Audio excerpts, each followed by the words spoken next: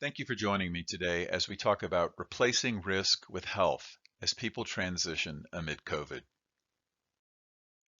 COVID poses a greater risk to people with IDD. So people with intellectual and developmental disabilities are at greater risk than people without disabilities from problems associated with COVID. Let's talk about two key areas. So the first of these areas has to do with contracting COVID. So people with intellectual and developmental disabilities have been shown in a study done in June of this year to be more likely to contract COVID. So nothing to do with how severe it is, just more likely to contract it. Why might this be the case? Well, when we think about it, people with intellectual and developmental disabilities often require support. They require support and assistance from outside people. So you have people coming in and out of the home, usually several times a day with shift changes. These may be different people. So this makes social distancing very challenging and isolation very challenging. Also, people with intellectual and developmental disabilities may have difficulty participating in preventive measures like hand washing and mask wearing and social distancing. They may not understand the need for these measures. They may not necessarily understand how to do these measures, or they may be resistant actually to things like mask wearing and or hand washing, which we know that these are preventative and protective against transmission of the disease. So if they're not able to participate in these, they may be more likely to get it. The other important area of increased risk for people with disabilities is an increased risk for death, an increased risk of poor outcomes in people with disabilities as compared to people without disabilities. In this study done earlier in 2020, it showed that the risk of death was as much as 4 times higher in people with disabilities who got COVID than in people without disabilities. And what's interesting, it was even more pronounced in younger people. Younger people with disabilities were more likely to die at a significantly higher rate than their counterparts without disabilities. So why might this be the case? Well, when you think about it, people with disabilities have a higher incidence of comorbid conditions. And I mean things like cardiovascular disease, diabetes, chronic lung disease. And so if you have a group of people who are more likely to have conditions which we know to be associated with poorer outcomes from COVID-19, then it comes to reason that you will have poorer outcomes in this group of people. So we know that COVID-19 poses greater risks to people with intellectual and developmental disabilities. Well, people have noticed this, and because of that, there is now a greater push to move people into community settings. Let's explore that. Seema Verma, the administrator of the Centers for Medicare and Medicaid Services, said, "The tragic devastation wrought by the coronavirus on nursing home residents exposes America's over-reliance on institutional long-term care facilities." She went on to say, "Residential care will always be an essential part of the care continuum, but our goal must always be to give residents options that help keep our loved ones in their homes and communities for as long as possible." In addition to that statement, there was a petition filed in June of 2020 with the Department of Health and Human Services. This was filed on behalf of the ACLU, the SEIU, which is the Service Employees Union, and other groups that call for a 50% reduction in congregate care nationwide due to COVID concerns. What's interesting is that they define congregate care to include nursing homes, ICFs, psychiatric facilities, and HCBS group homes. So we see that there's renewed attention to moving people out of congregate care settings and into community settings due to COVID. And we know that the Money Follows the Person program has helped people to do this for a long time now. Since from 2008 to 2019, that Money Follows the Person program has assisted in transition to community settings of about a little over 100,000 people. CMS has announced that there's an additional $165 million that's being allocated towards states that currently are operating money follow the person programs. And we know that that's not every state, but it's most states. And they have until June of 2021 to request a portion of that money. So again, a renewed interest, and there's some funding available. But something that we need to consider is that moving people into community settings is associated with additional risks that are unrelated to COVID. There are health-related risks that have been around way before COVID ever came about. Let's take a look at those. So I spent just a few minutes researching death with transitions from institutions and various terms like that.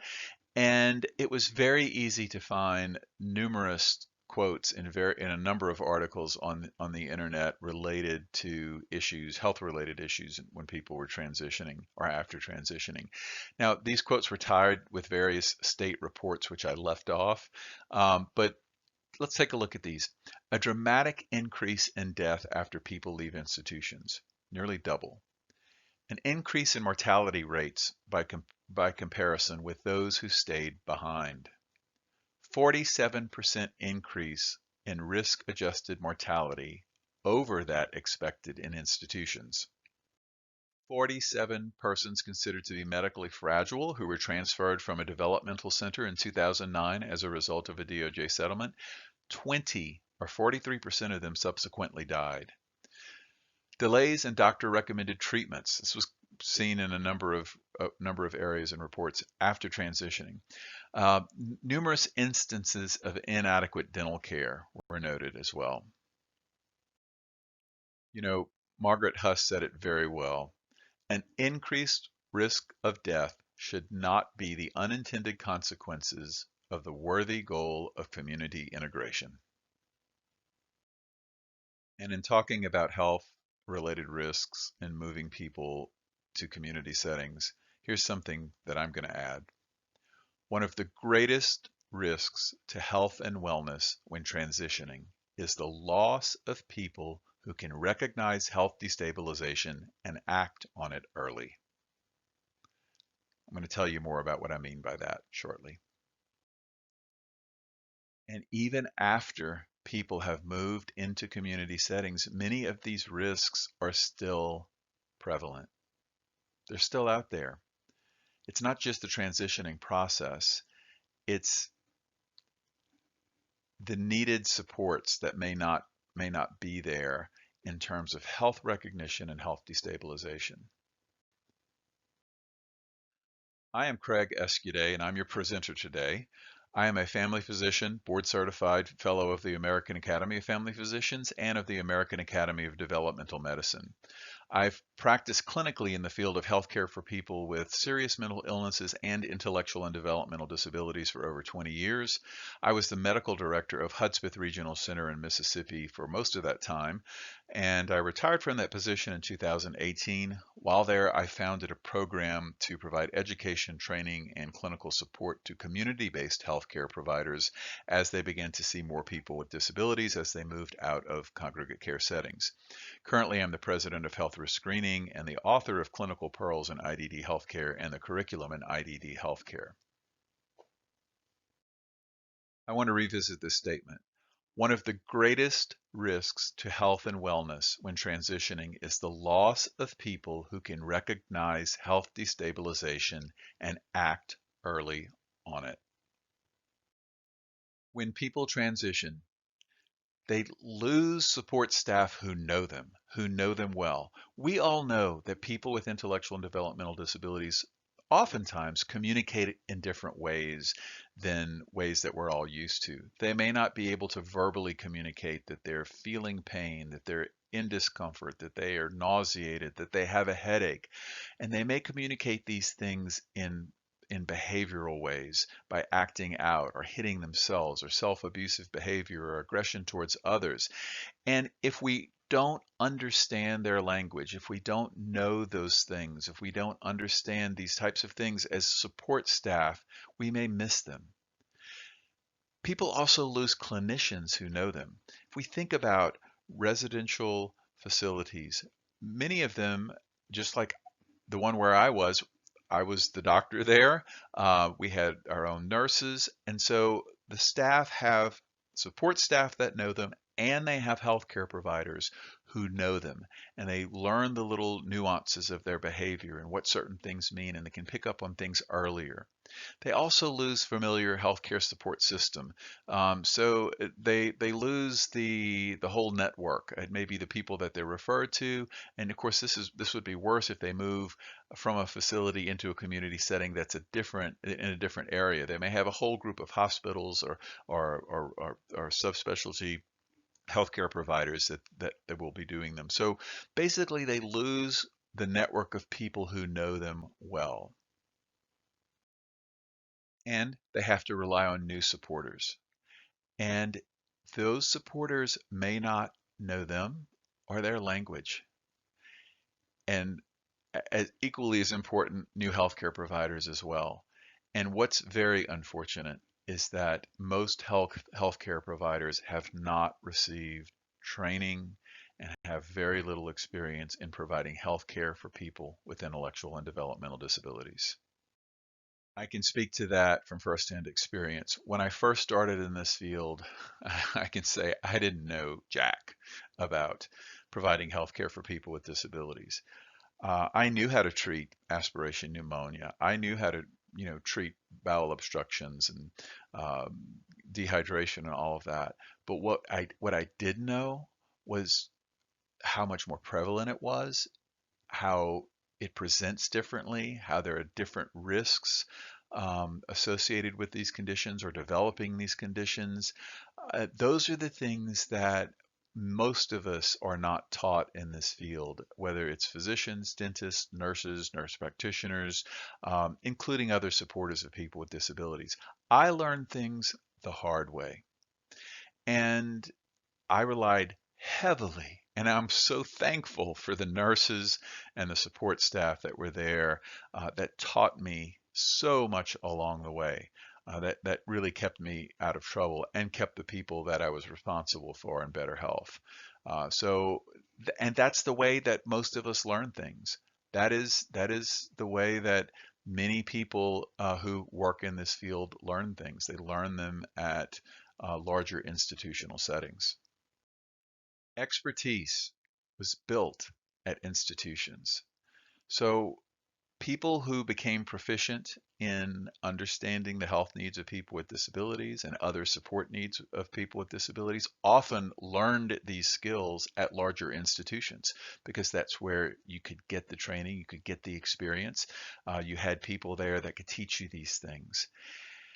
That has changed as institutions have become smaller or non-existent. We have lost the training grounds for healthcare providers and in some cases other supporters as well in becoming proficient at providing healthcare for people with intellectual and developmental disabilities. We've lost the training grounds for people, primarily healthcare providers, to become proficient in providing healthcare for people with disabilities. What we know is that this must change.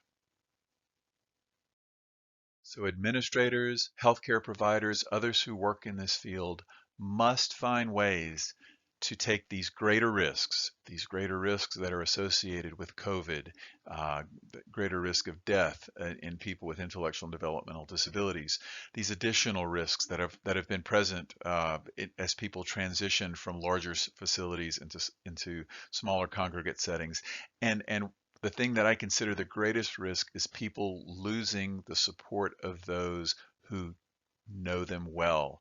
And we must find ways to replace these risks with health and wellness.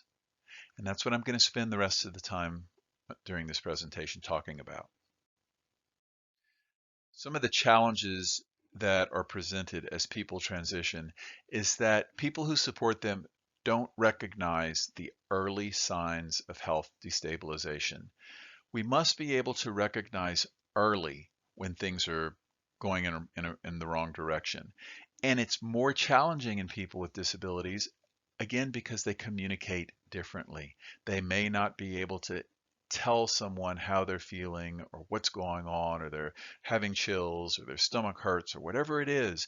So people around them, people who are working with them, need to be able to recognize early signs.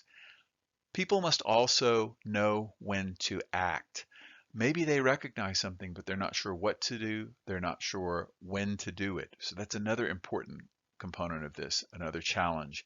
And then a third challenge is not having access to clinicians with training and experience. And, every time I speak about this particular issue in talks that I've done all over, I have never had a time where it hasn't come back when I've asked the question, hey, have any of you ever taken someone to a healthcare provider and you had an idea what was going on, you brought them to the healthcare provider, and their first thought was, well, they do this because they have a disability, and we just probably need to put them on psychotropic medication, and that'll help stop this behavior. How frustrating is that? I'm certain all of you have had that experience, and I've been on the other end of that, unfortunately. And that again is due largely in part to not having clinicians who have training or experience in the field. So what's the solution to this? Well, one of the things we have to do is screen. We must screen for early signs of health destabilization, early signs of health risks that can be prevented, and we have to give people the tools to be able to do this. We must educate support staff and others who work with and help to support people with disabilities to help them understand the importance, help them to be able to recognize the different types of health risks, and to be able to provide support and to act on those health risks. And the third component is indeed to act, to empower people with the ability to act, to know when to act, and to know how to act to reduce health risks. Let's break these down a little bit. So when we talk about screening, we know that frontline support staff have a tremendous amount of responsibility.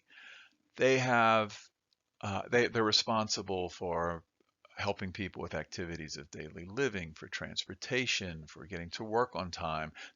They're counselors sometimes to the people that they support. Shopping, all of these things, so many different uh, levels of responsibility.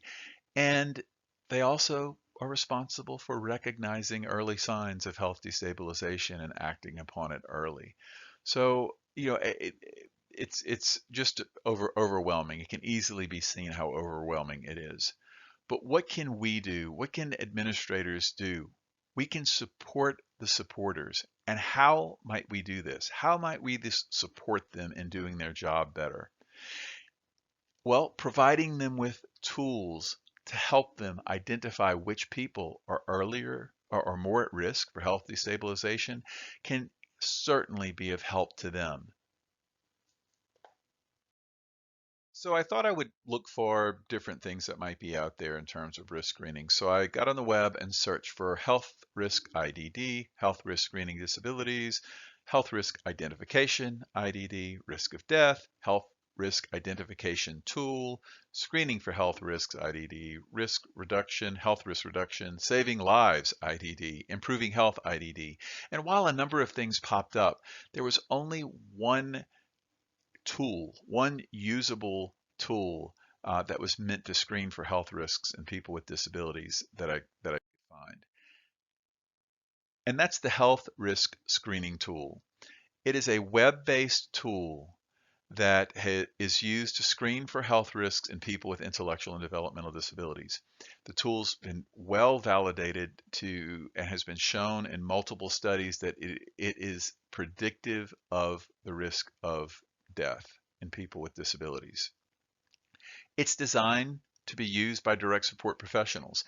This is something that you can provide to direct support professionals to help them do their job better, which will in turn improve health and wellness in people with disabilities. It's a widely used tool. It's currently used in over 26 different states. It's used to screen tens of thousands of people with disabilities throughout the country. It is predictive. It can help identify and predict which people are more likely to be hospitalized or have some other health destabilization. It's proactive. It helps you to do things to help reduce risk, and I'll touch on that a little bit later. It's preventative as well. It gives you steps to take to help prevent destabilization. It's used to support those who support others. I'll come back to the health risk screening tool in a minute, but let's look at education. One thing we know is that all levels of supporters, from direct support professionals to nurses to case managers to clinicians of all types, they can all benefit from education in the area of health risk identification and health risk mitigation in people with intellectual and developmental disabilities. What are some of the components, though, of good educational tools? First, it needs to be easily accessible, ideally web-based. We're all much more comfortable using web-based education now since COVID has hit, and it's a good thing. It makes it so much easier for us to receive education and training that we might otherwise need to receive in person. It puts us in touch easier with experts in the field who can help provide this type of education. It needs to be specific for the population being supported.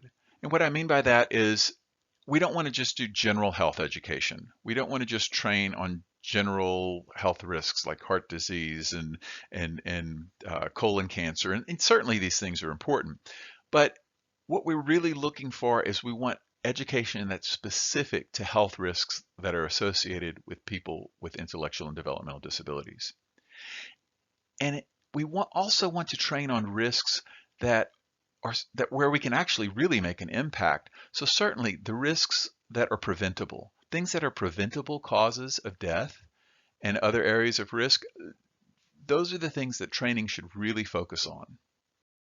The training should provide practical and immediately usable information that can save lives. It might be nice to know the background of all kinds of different disease processes and all of these things, but what we really want to get out of training, we want it to be efficient and provide immediately usable information. It should be geared to specific levels of supporters. So some health-related training should be geared specifically to direct support professionals, while others might be geared towards nurses or case managers or even physicians. The same training might not be applicable for all of the different groups. And ideally, you want the training to be created by people with real-world experience in providing supports and health care for people with intellectual and developmental disabilities. You can't substitute real-world experiences and training. So training is available that meets these requirements. One of the biggest, most used areas of training is in the Fatal 5 Plus. So you may have heard the term Fatal 4, Fatal 5, Serious 6, Significant 7. Basically what we're talking about are the biggest causes of health-related issues and death that is preventable in people with intellectual and developmental disabilities. So the big five are bowel obstruction or constipation, which we know is very prevalent, aspiration, which is one of the bigger causes of death in people with disabilities, seizures, dehydration, and sepsis, which can be very sneaky and sneak up on you very quickly. The Fatal 5 Plus series also includes gastroesophageal reflux, which is a big factor in aspiration and can cause problems all by itself. And also there's a module on knowing when to act, which helps to instruct supporters on when you need to act when you see certain signs of things. The other thing about these courses is they are geared towards different levels of supporters. So you have a group of the courses that cover the same topics, but one group is geared towards direct support professionals. Another group is a little more clinically oriented and is geared towards nurses. And there's also an additional group that is geared to case managers that helps them to be able to recognize early signs of conditions as they provide case management support to people with disabilities. Another area of education that is important is on choking. We know people with disabilities seem to have a higher incidence of choking. We all probably have stories of people that have died from choking. And this particular group of courses is geared to choking in people with disabilities and how to recognize and prevent and how to act and when to act when you see signs of someone choking. There's also a group of courses called Physical and Nutritional Supports. These talk about the physical positioning ways and nutritional things that can be done to help improve digestion and elimination. And there's so much that can be done without the use of drugs to improve the way people swallow, to reduce risks with swallowing, to improve bowel functioning, to improve stomach emptying, to help with constipation, just by moving the person in different positions or increasing activity. So these courses talk about those as well. And of course, another very important area in this field are person-centered practices, person-centered thinking. And online courses and virtual learning courses are now available in this area as well. You know, I mentioned training for clinicians earlier and physicians and the like. It's a very important area and a very important factor and an area of loss when people move from larger congregate care settings into community-based settings. They often have to find a new physician, and it may not be someone who has background in providing healthcare for people with disabilities. So as we look at this group, there are two parts to it. So there's students. There's the group, there's increasing and improving training among students who are in health professional schools, medical students, dental students, nursing students, physical and occupational therapy students. And this is very important to do, but it takes time to build competency in the workforce. If you're training the students, you have to wait for them to come out, and that can take a long time to build a clinically competent workforce. So you also have to look at clinicians that are currently in practice. You have to look at what can we do, what can we provide to healthcare providers that are currently in practice. That's also a very important area, but it can be harder to train practicing clinicians. They're busy. They have other time commitments. They're not focused solely on training. They're focused on providing healthcare. So we need to provide a different type of training to practicing clinicians, something that's exceedingly efficient of their time, that maybe provides continuing education credits, but something a little bit different, or in addition to the way that we might train students in the field. Let's break these apart and let's look at education for students. So there are some things that are being done right now to improve educational and professional schools. One of those is the National Curriculum Initiative in Developmental Medicine by the American Academy of Developmental Medicine and Dentistry, AADMD.org. They have received grant funds from Special Olympics and other foundations to develop and provide education related to healthcare for people with intellectual and developmental disabilities and incorporate this into medical schools. And they are making some great headway. They're in quite a number of schools now, and this is continuing to grow, and this is an excellent initiative. So this is happening. This is occurring. The next thing to look at is just recently, in September of 2020, there was a grant awarded by the Administration for Community Living, acl.gov. And this was awarded to 5 universities that are working together: Rush University, the University of Illinois, St. John Fisher College, Villanova University, and the University of Minnesota. This is a group that is working to do a survey of what's out there in terms of clinician education. And this one's not focusing only on medical schools. It's actually focusing on allied health professionals, professional schools, and nurses as well. But they're surveying what's out there, and then they plan to develop curriculum type material to incorporate into these universities first, and then to expand to other universities. The other thing that's out there is the Curriculum in IDD Healthcare. This is an online web-based course There's 6 modules that has been piloted at a medical school, and there's actually they're in the process of writing a paper about this course and about how well this course has worked and has been utilized to train medical students. And you'll hear more about that course in a second in the second part. So the second part is education for practicing clinicians. As I mentioned, it's harder to reach. They're not going to go back to medical school to receive training. So online courses are a great way to do this. And as I mentioned, the curriculum in IDD Healthcare is an online course that is geared specifically to physicians and other prescribing type clinicians like nurse practitioners. It's also applicable for nurses as well. This is a way that we can reach practicing clinicians and provide them with the fundamentals of intellectual and developmental disability healthcare right now. This course was released as well in 2020. There are also some books. There are lots of books on intellectual and developmental disability healthcare, but the way that I take in information is in practical little tidbits. So there's a couple of books out there. Intellectual Disabilities at Your Fingertips is one of those books, and another one is Clinical Pearls in IDD Healthcare. And it provides clinical, practical, immediately usable information to healthcare providers. It's also applicable for all supporters to provide health-related information and even families. So these are some resources out there that is available to help educate practicing clinicians right now as well.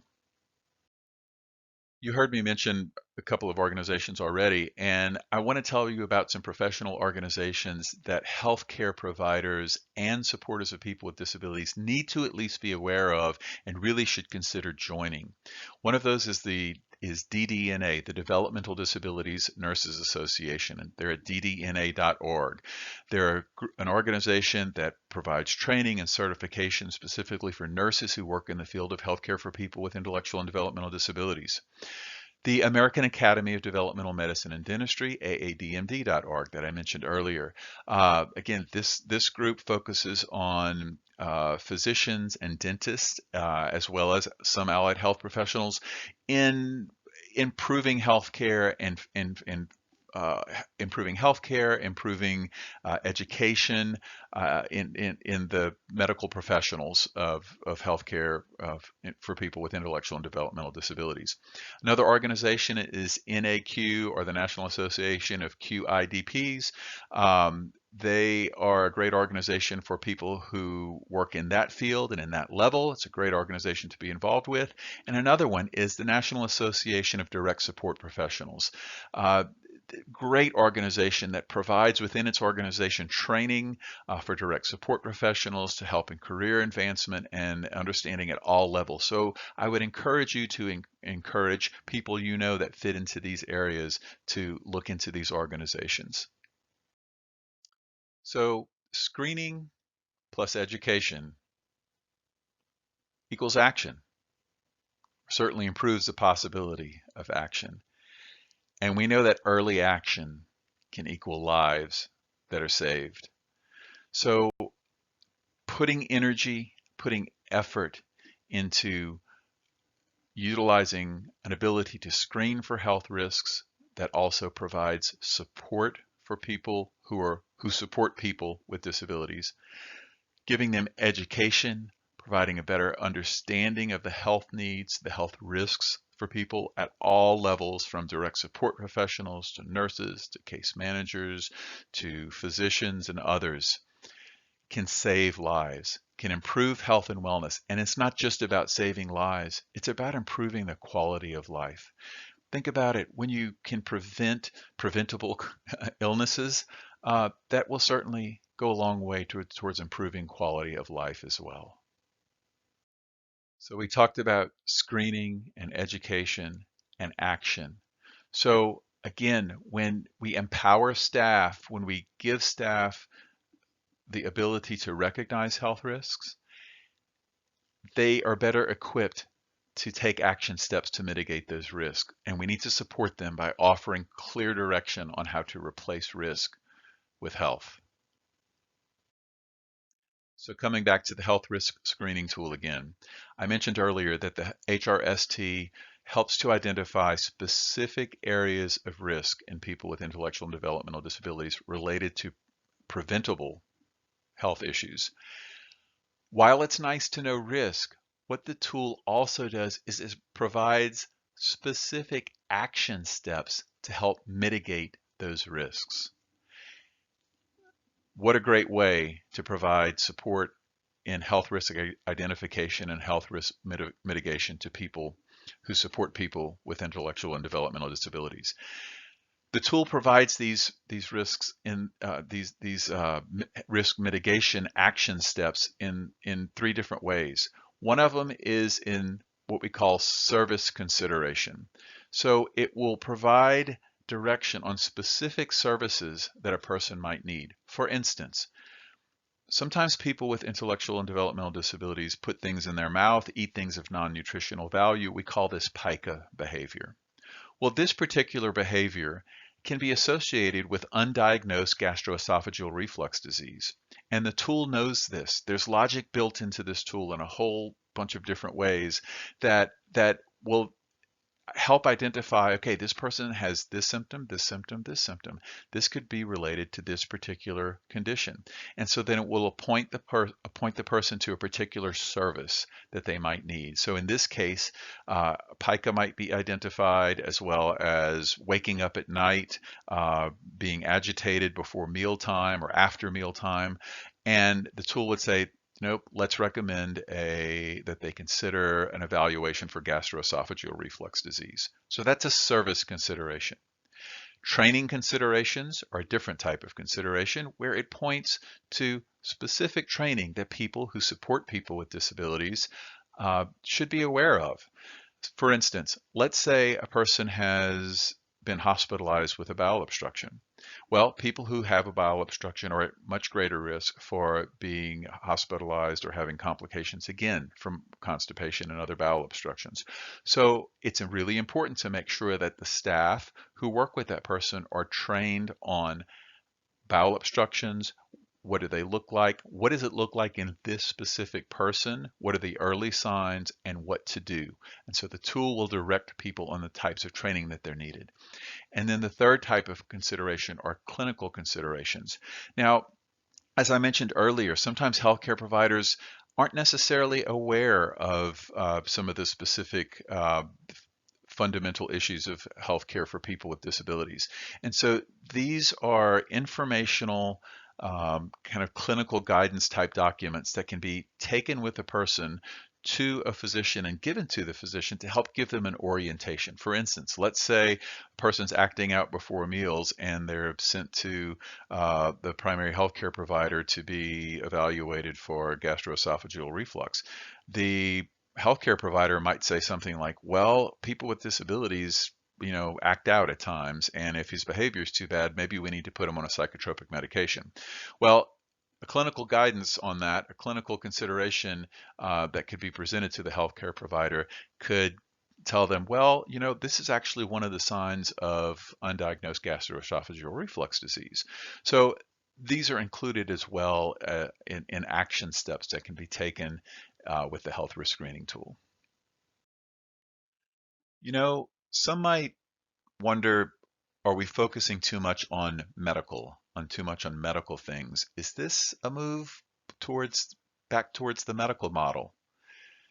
And I would answer that by saying, no way. When you have your health, you have everything. When you do not have your health, nothing else matters at all. We should be focused on what's important both to the person and what's important for the person. But without health, when we're feeling ill, when we're suffering from undiagnosed gastroesophageal reflux disease or constipation or aspirating every time we eat something, how can we enjoy the things that are important to us? So again, screening and education can equal better health and can save lives. So what I hope you take from this talk today is that we can take risks and we can replace those risks with health and wellness. There are some concrete action steps that we can do, that we can take as supporters of people who support people with disabilities to help improve health and wellness. Before we go, I want to tell you a little bit about health risk screening. Our company's roots date back to 1992 when Karen Green McGowan, who's an RN in the field, was charged with creating a tool to identify which people were at greatest risk when they were moving from a larger institution into a community setting. This tool was developed first in a paper form. It was extensively field tested at that time and later transformed into the health risk screening tool. Health risk screening is the sole developer and distributor of the health risk screening tool. We also have education and have developed education for all levels of supporters, from direct support professionals to nurses to case managers, all the way to include physicians. We have employees which have a collective experience of over 300 years in providing health care and supports for people with disabilities. At HRS, we are really about replacing risk with health and wellness. I really appreciate you taking the time to join me today. I hope this information is helpful to you. If you should have any questions about anything you heard here, feel free to email me directly at craig@hrstonline.com. Or if you'd like general information on the health risk screening tool, on the eLearn programs, on the curriculum in IDD healthcare, or anything else, you can visit us at hrstonline.com. Again, thank you for joining me, and I wish you the best of health.